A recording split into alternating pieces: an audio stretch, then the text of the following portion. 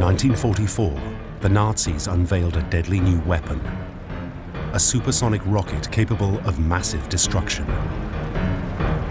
the V-2 ballistic missile. But it hid a dark secret. Thousands of slave laborers were worked to death in hellish conditions to make Hitler's ultimate vengeance weapon.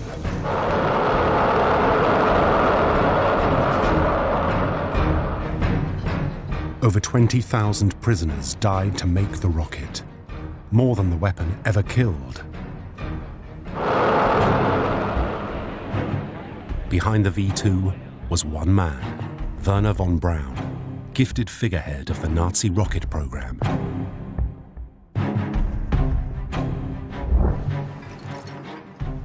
He devised the V-2, but he was also deeply implicated in the murderous use of slave labor.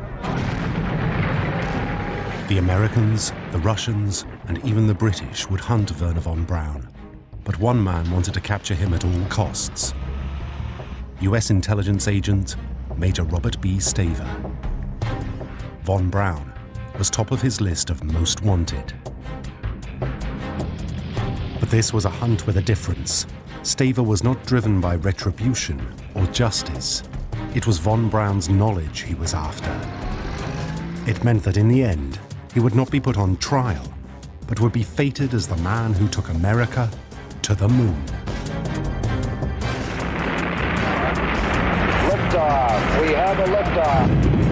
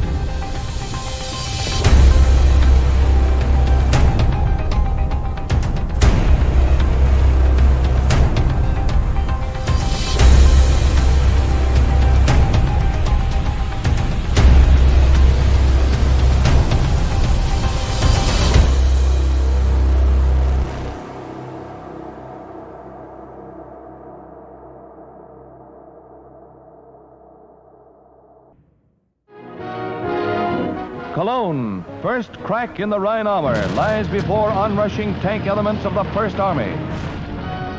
Early March 1945.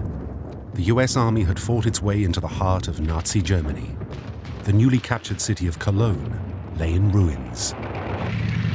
2 years of ceaseless bombings have reduced Cologne, Germany's fourth largest city, to a heap of rubble. One man with a very particular mission had arrived in the fallen city on a hunt for clues. US Army intelligence agent Major Robert B. Staver was racing against time.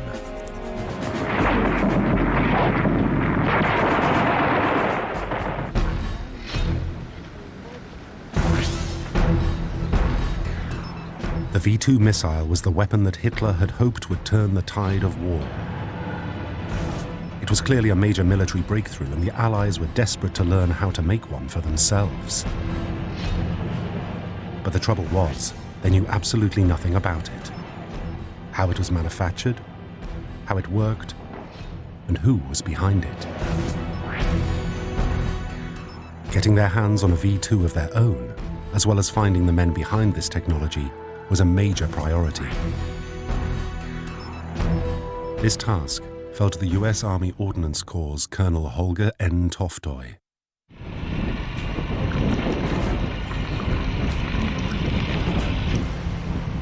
He found the perfect detective in Robert B. Staver. Staver worked for the US Army Jet Propulsion and Rocketry branch and understood the technology.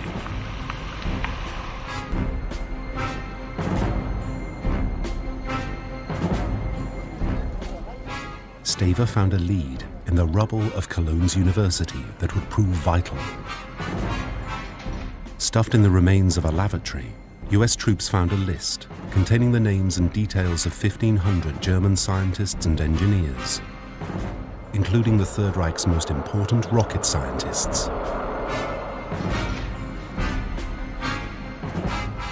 It was saved and passed on to Staver.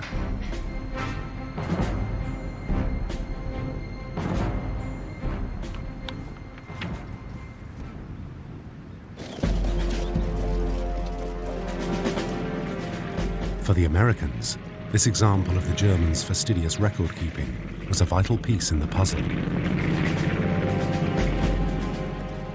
Staver could put together a most wanted list of scientists' names and faces.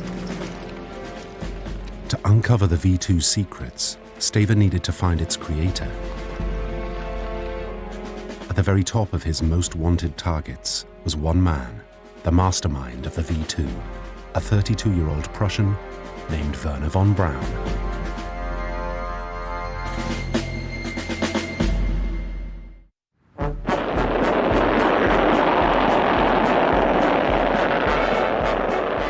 Von Braun's path into the world of rocketry began in the 1930s. The potential for this unpredictable form of propulsion captured not only the public imagination, but also fascinated the young von Braun. Such daring new technology seemed to hold the key to the nation's recovery from the Great Depression. Scientific research was championed, and Wernher von Braun became swept up in this wave of public interest from an early age.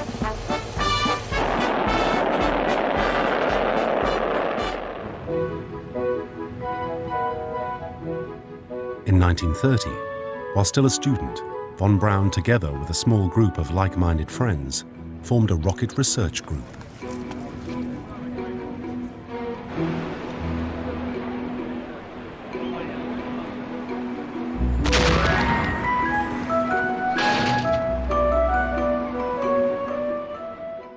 Vor dieses Volk hinzutreten und billige Versprechungen zu geben.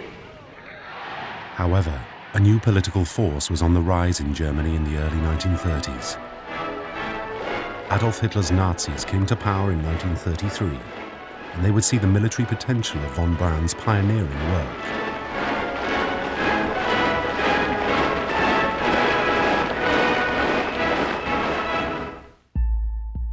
Von Braun was hired as a technical assistant in the Army's rocket development section at Kummersdorf, south of Berlin, under the supervision of veteran artillery captain Walter Dornberger.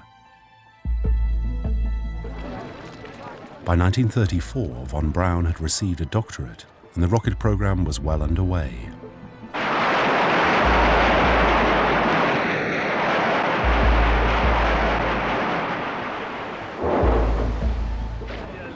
Von Braun joined the Nazi Party in 1937 and was by now also technical director of a new purpose-built army rocket center based on the Baltic coast at Peenemünde.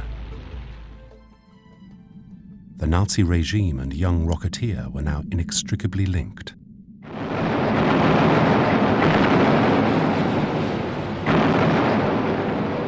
September 1939. Hitler's war machine plunged Europe into darkness and chaos. As Hitler's armies tore into Europe, von Braun started to make real progress for his Nazi paymasters.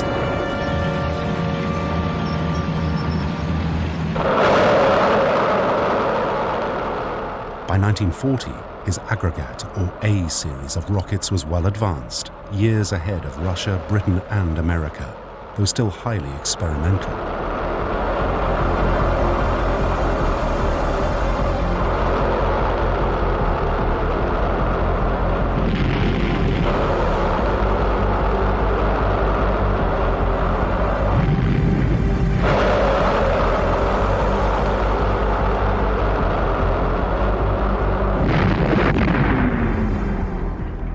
Von Braun, by now a captain in the fanatical SS, developed his rockets to culminate in the A4, what was to become Hitler's most deadly rocket.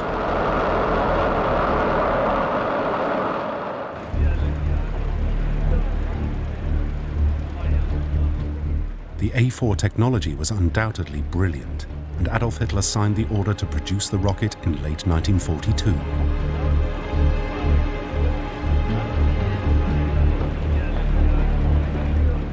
It was the centerpiece of a deadly arsenal of cutting-edge weapons that Hitler hoped would change the course of the war. These included the world's first successful cruise missile, the V1, or Doodlebug.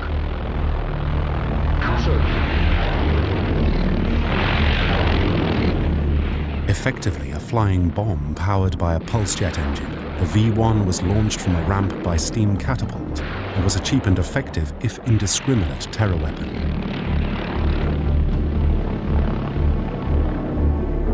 With an 1,800-pound warhead, the small missile caused widespread devastation in London from May 1944 onwards, when the Doodlebugs rained down on the city. But the V1 was an imperfect weapon. Though economical and robust, it was slow and easy to intercept.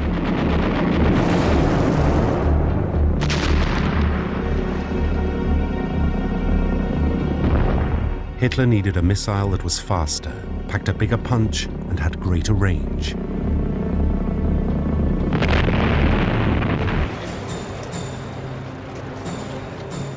Von Braun's A4 was the answer. It set a template for many modern rockets and was the first ballistic missile the world had ever seen. It would arrive on a target 200 miles away at supersonic speed. There was no time to react. There was no time to shoot it down.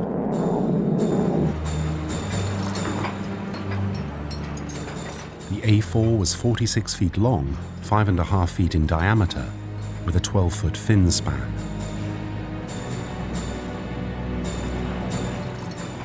It combined a large explosive warhead with a powerful engine and an effective guidance system.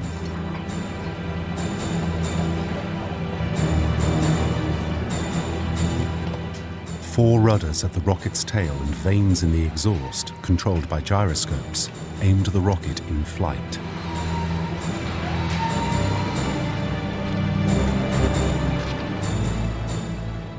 Thrust was provided by a liquid fuel power plant. The fuel was made up of liquid oxygen and a water and alcohol mixture held in separate tanks. Steam turbine pumps mixed the fuel and provided a constant supply of liquid to the combustion chamber. This liquid fuel engine took the rocket into near orbit in 65 seconds before cutting out, sending the missile in an arcing trajectory towards a target.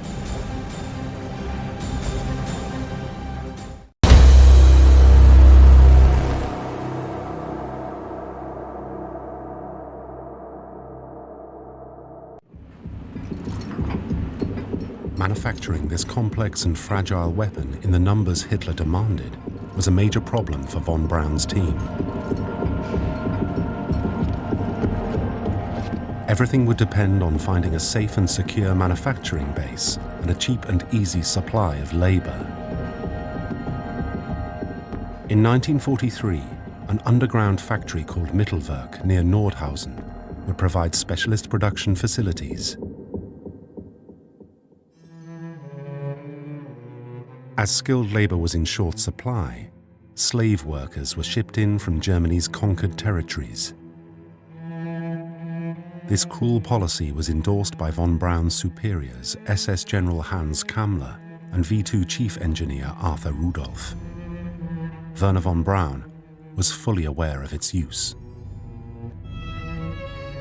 In fact, it was far worse than any mine. The Mittelwerk site had 2 concentration camps. Their workers were expendable. Kammler, who had supervised the construction of several death camps, including Auschwitz, worked the prisoners to death in inhuman conditions. The engineers accepted the slave workforce without question, and former laborers like Yves Béon, a French inmate, held them wholly responsible. Men and women were beaten and starved. Death from exhaustion was commonplace. By 1944, thousands had died before von Braun's rocket even became operational. And soon it would claim more lives.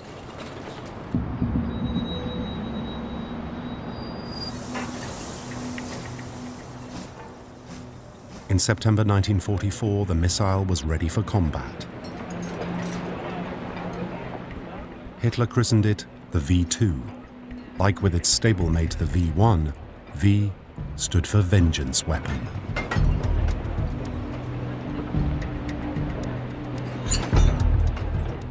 Von Braun, who as a boy had dreamed of using rockets to travel to the stars, had instead perfected a deadly weapon designed to kill civilians indiscriminately.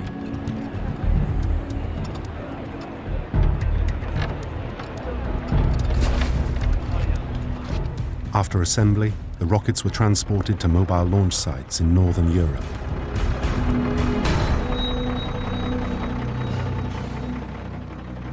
Special V2 teams would set up the rocket quickly and easily. The whole launch sequence would take 4 to 5 hours from arrival to liftoff. First, over 30 specialist vehicles carried the missile and support equipment. This included the V2 cradle trailer, the launcher and launch pad, the pressurized liquid oxygen tankers, and rocket fuel, as well as an armored command center. Then, at the launch site, the launching platform was wheeled into place and leveled. The rocket was then raised to the vertical.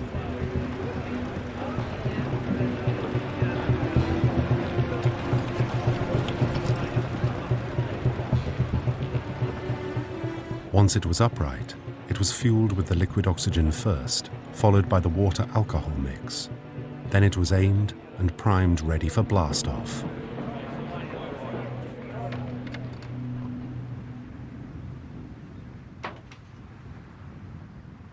Belüftung klar, Zündung klar, Vorstufe klar.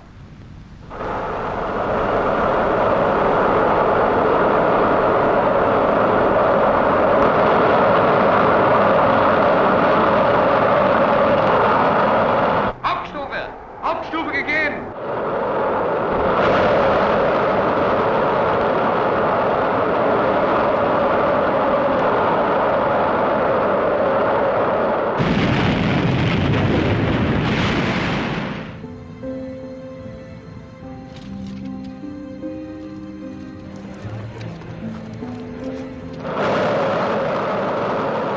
In a terrifying onslaught throughout late 1944, the V2s rained down on London and the Allied port of Antwerp in Belgium.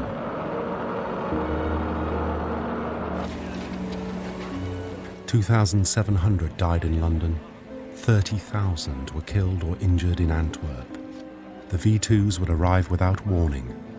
There were no countermeasures.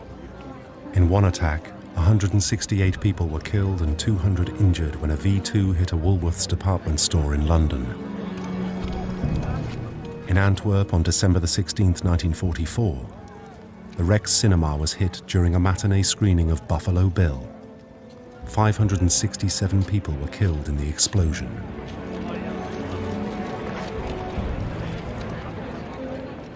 It was imperative for the Allies to halt the V2s. They were also desperate to capture the brains behind them.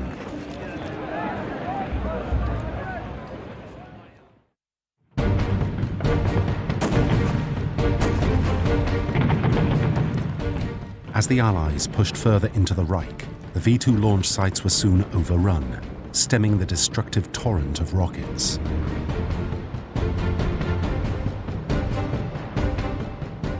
Aircraft attacked storage points and V2 convoys.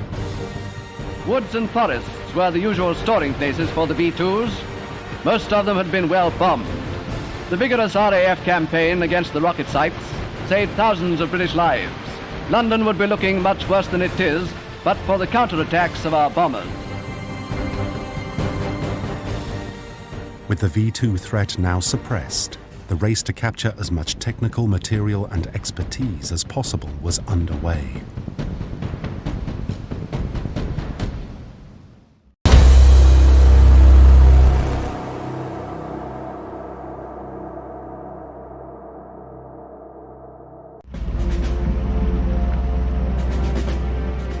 Germany, late March 1945. Armed with his list of scientists, Major Robert B. Staver was on the hunt for Wernher von Braun and his V-2 team. The Americans wanted the technological spoils of war exclusively for themselves. But they were not alone.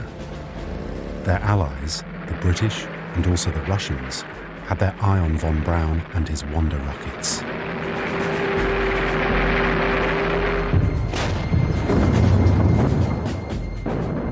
As the war drew to a close, the question was, who would get to them first?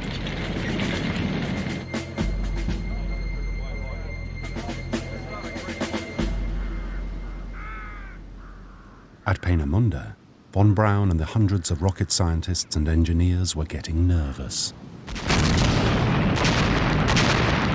Just 100 miles away, the Red Army was coming. Dead Nazis and captured Nazis, men dazed and bewildered by the fury of the Allied attack. As the Russians sweep on, Germany sees certain doom on two fronts. As the Russians got ever nearer, the Peenemünde staff and their families packed up and ran for their lives. They planned to head west, away from the Russians, towards the more inviting prospect of the Americans. Von Braun was among them. Workshops were dismantled and technical drawings crated up and loaded into trucks. SS General Hans Kammler, von Braun's superior, ordered everyone out. Kammler was well aware that the Russians, just like the Americans, wanted to get their hands on the V-2 team to discover its secrets.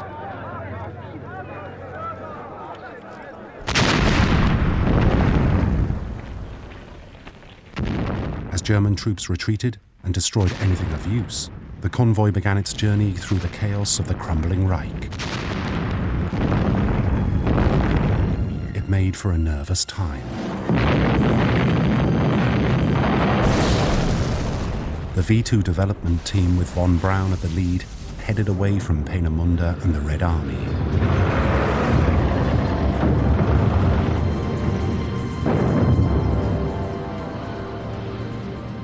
They headed deep into central Germany, closer to the Americans and the Nazi scientist's hunter, Robert Staver.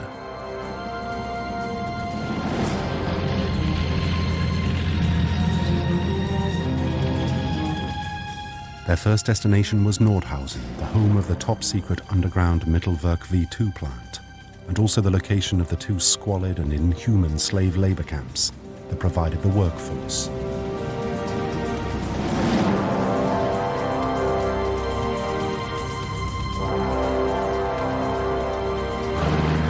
But the Allies were nearing Nordhausen, and Kammler wasn't ready to surrender the group just yet. So he gave his technicians new orders. Von Braun and 400 of his top scientists had to move again. They headed to the picturesque mountain village of Oberammergau in Bavaria.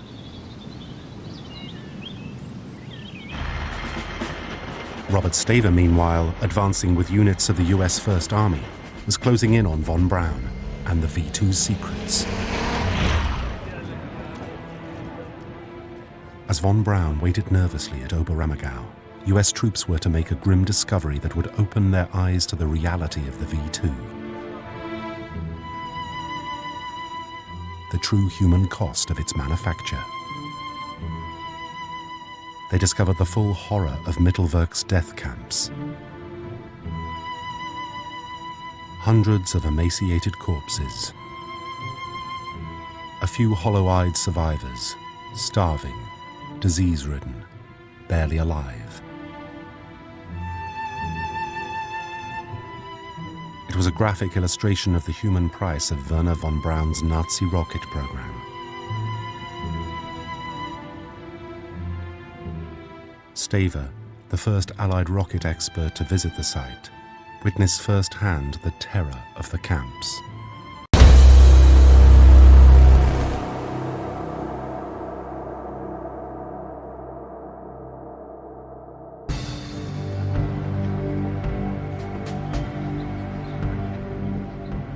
As Staver surveyed the former terror weapon plant, he found a treasure trove of V-1 parts.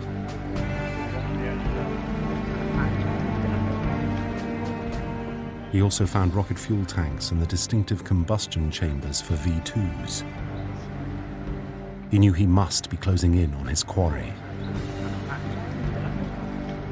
The Americans busily set about Special Mission V-2 under the orders of the head of the Army Ordnance Intelligence Branch, Colonel Holger N. Toftoy. They emptied Mittelwerk of as many V-2 parts as possible. Staver, meanwhile, set about trying to find von Braun.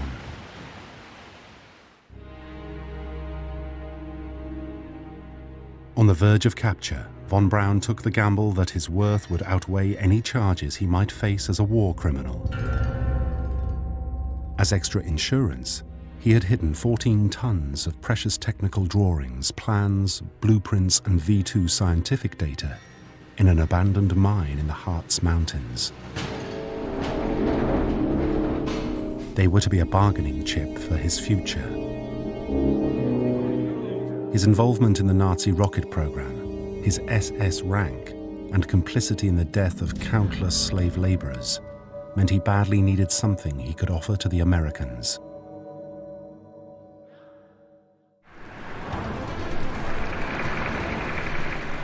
As the Americans closed in, there was no doubt that von Braun calculated they would treat him more kindly than the Russians.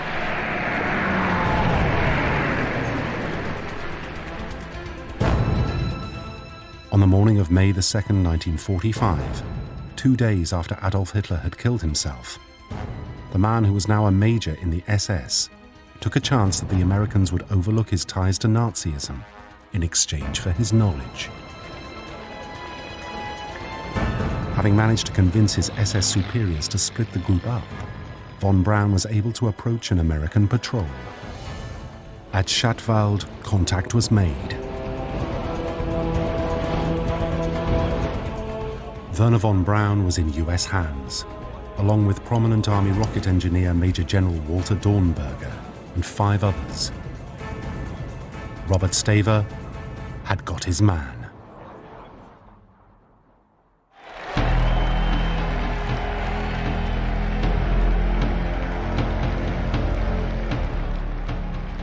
Russia's leader, Joseph Stalin, was outraged. "We defeated the Nazis, we occupied Berlin and Peenemünde, but the Americans got the rocket engineers. How could this happen?" What's more, over 100 V-2s were making their way to America under Special Mission V-2. The Americans had stolen the V-2 team and much of its equipment from under the Russians' noses.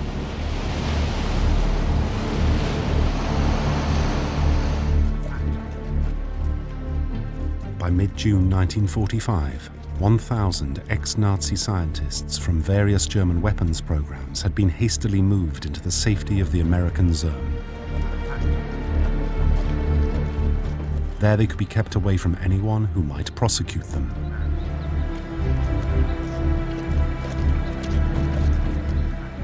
Despite the V-2 death camps, unlike other Nazi hunts, the Germans now in US hands would not be put on trial for their crimes.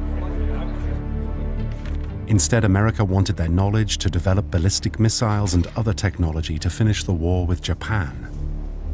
Rather than being held accountable, their past would be covered up, and their lives would begin again in the United States.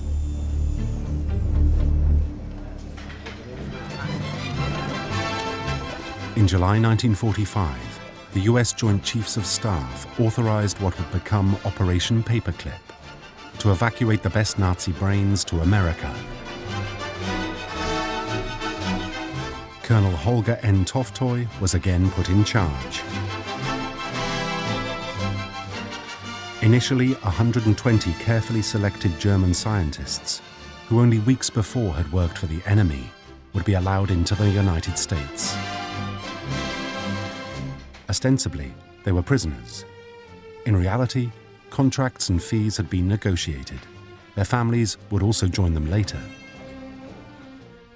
Wernher von Braun would be among the very first to go. The V-2 team soon settled at Fort Bliss, Texas.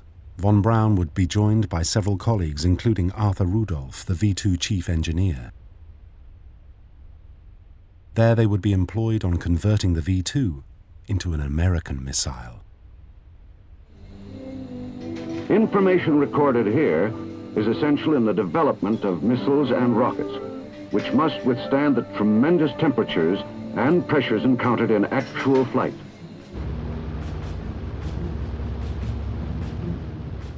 Other ex-Nazi scientists worked on different military projects throughout the US. German scientists were used on programs of every kind, from poison gas to aviation medicine and mining. 86 Nazi aeronautical engineers were recruited to work on Air Force projects. They included Dr. Hubertus Struckhold, a leading Luftwaffe physician. More specialists were recruited by the US Army Signal Corps.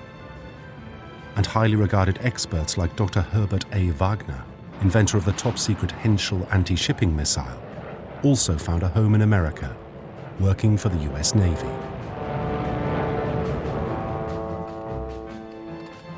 By February 1946, the last of the V-2 scientists were on US soil.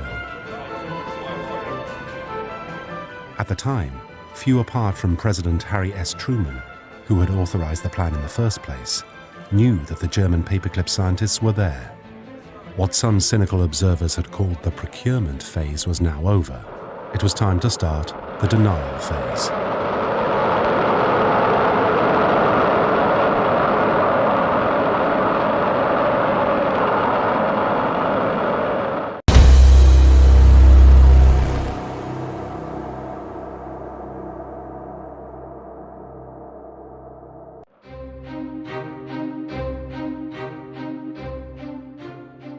The story first broke in 1946 in a local paper. But it caused few ripples beyond Texas. The story resurfaced in 1947, this time nationally. The New York Herald Tribune exposed the former Nazi scientists' work. The revelation about the extent of Nazi involvement threatened to undermine the whole US missile program. It was time to launch a PR counteroffensive.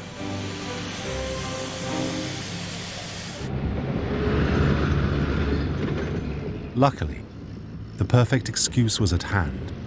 America was locked in the Cold War against the Russians. So began a concerted image change. Von Braun and others were trumpeted as technological luminaries, safeguarding the future of the West. America's safety now depended on missiles, and the US needed these former Nazis to perfect them.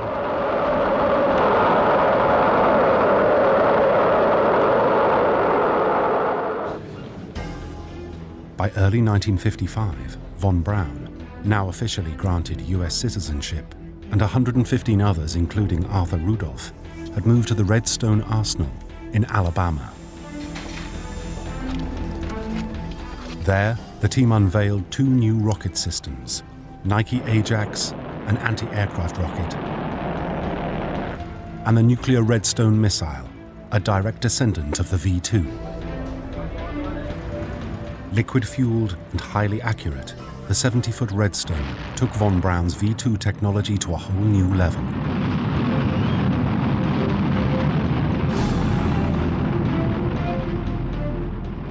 And then, events conspired that made Wernher von Braun even more crucial to the United States. On the 4th of October 1957, Sputnik, the world's first satellite, was successfully launched by the Russians. For the US government, this Soviet success was a massive humiliation.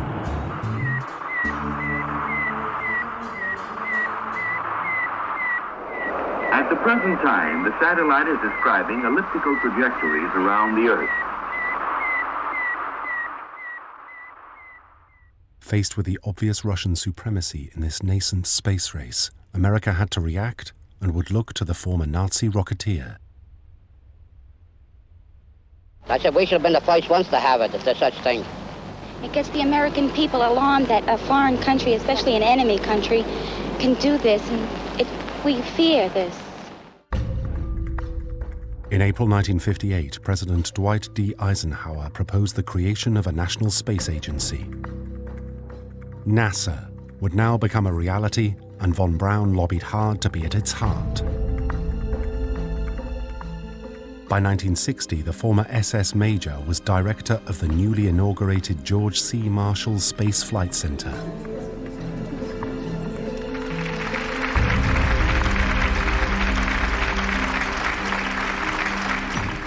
Into our planning, under the inspiring leadership of men like General J.B. Medeiros, went the experience of Dr. Werner von Braun and others of the German scientists who had perfected the original V-bomb.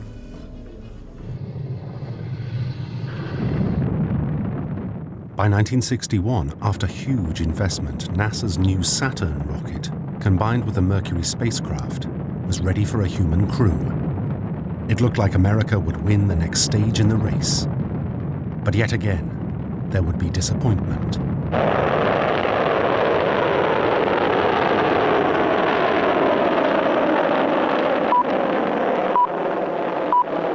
This is the BBC Home Service. Here is the news. All Moscow is waiting to give a hero's welcome to the world's first spaceman, Major Gagarin of the Soviet Air Force.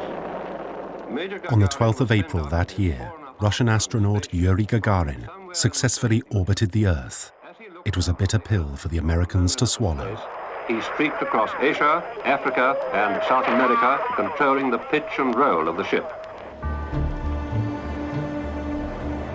America's newly elected energetic young president, John F. Kennedy, immediately wanted to regain lost ground. On the 25th of May 1961, JFK laid down a challenge to America's scientific community. I believe that this nation should commit itself to achieving the goal, before this decade is out, of landing a man on the moon and returning him safely to the Earth. To achieve this goal, huge strides still had to be made. America's first steps had been spectacular for all the wrong reasons.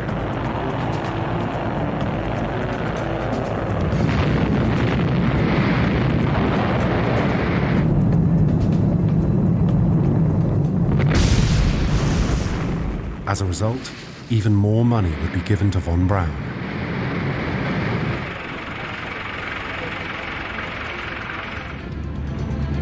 In the summer of 1961, Project Apollo was born, and $4 billion was set aside to finance von Braun's work at NASA.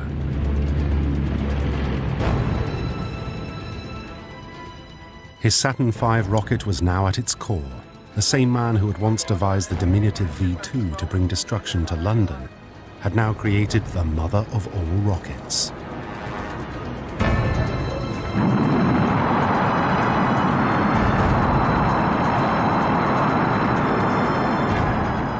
"363 feet tall, 6 stories higher than the Statue of Liberty, and 8 times taller than the V-2, the first stage engines alone generated 1.5 million tons of thrust each, almost 30 times greater than the V-2.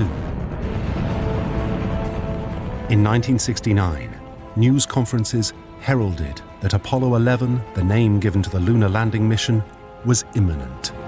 38-year-old civilian Neil Alden Armstrong is to become the first human being to touch the moon. An estimated 1 million spectators and 500 million television viewers around the world held their breath as von Braun's rocket prepared to take off. At 9:32 in the morning of the 16th of July, liftoff. 3, 2, 1, 0. All engines running. Liftoff. We have a liftoff. 32 minutes past the hour. Liftoff on Apollo 11.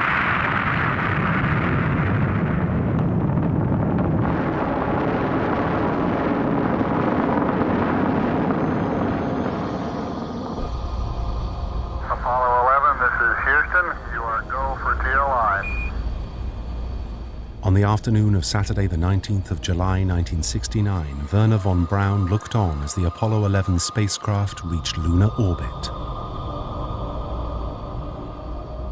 He then watched, like the rest of the planet, as Neil Armstrong took the plunge onto the surface of the moon. I'm going to step off the limb now. It's one small step for man,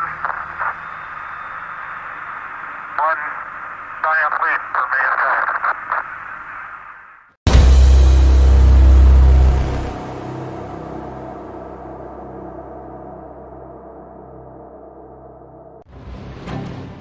Wernher von Braun and many of the other ex-Nazi scientists smuggled out of Germany at war's end had played a huge part in one of the proudest chapters in America's history. 100 of the original Paperclip staff were still with the Saturn Apollo team that day. The American Nazi hunt that began in late 1944 had paid off magnificently.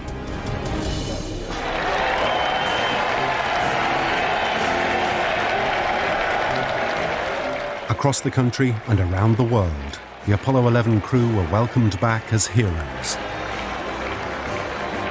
Von Braun was the man of the hour and would go on to be heaped with honors from a grateful nation, including the National Medal for Science.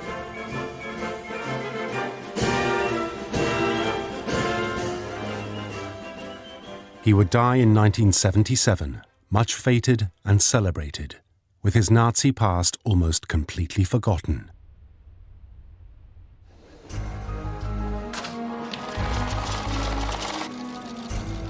It would not be that way for other Paperclip scientists. German experts in many fields had made their way back to the United States to continue their research. Like von Braun, the Americans had offered them a second chance to carry on their work unhindered.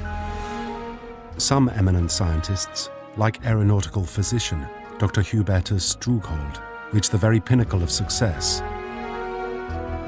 He was instrumental in designing the spacesuits worn by the astronauts on the moon, and he had pioneered their understanding of the effects of gravity.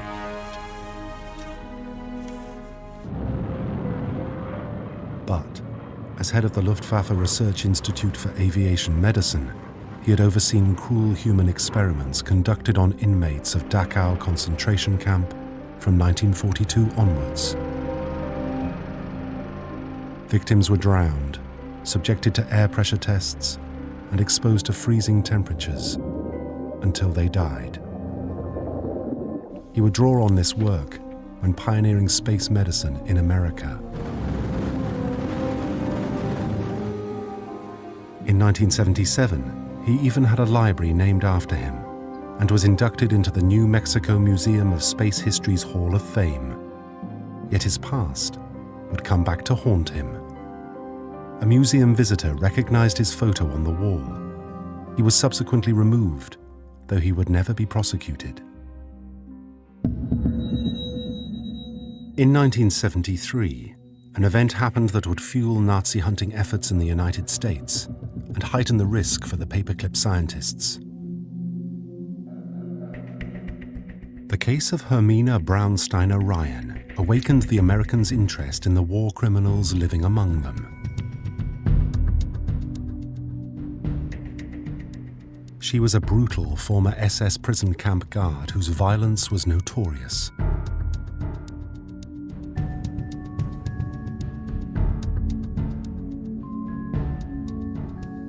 After a tip-off from Nazi hunter Simon Wiesenthal, Braunsteiner was exposed as living as a housewife in Brooklyn, New York. She was successfully extradited from the United States.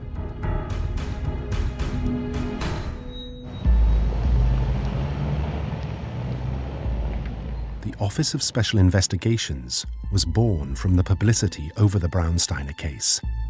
Created in 1979, it had one sole mission: to investigate, prosecute, and expel other participants in Nazi-sponsored war crimes living on US soil.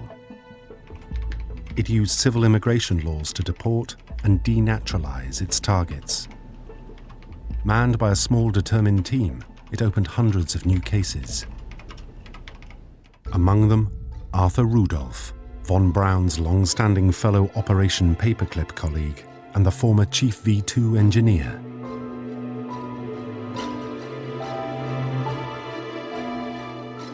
Rudolf had enjoyed a distinguished career with NASA and had retired in 1969, but suspicions about his Nazi past raised by Holocaust survivors began to emerge a few years later.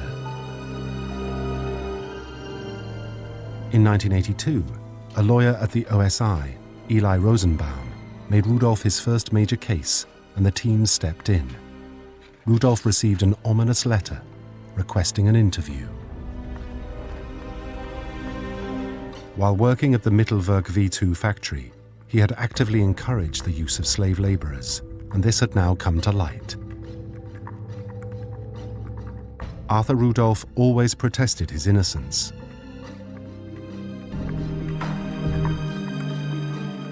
In the end, he agreed to renounce his US citizenship and slipped quietly back to Germany in 1984.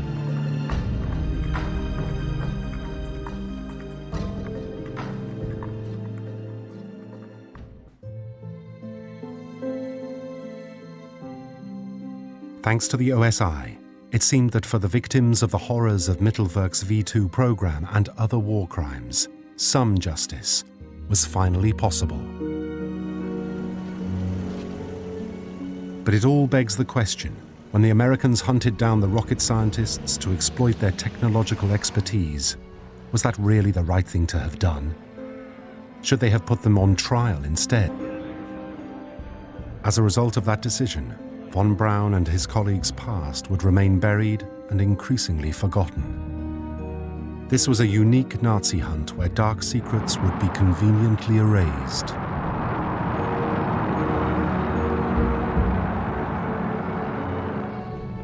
The victorious Allies would not seek retribution, but knowledge. For them, the value of the expertise and the achievements of the hunted far outweighed their past, and offered them instead a chance to start a new life.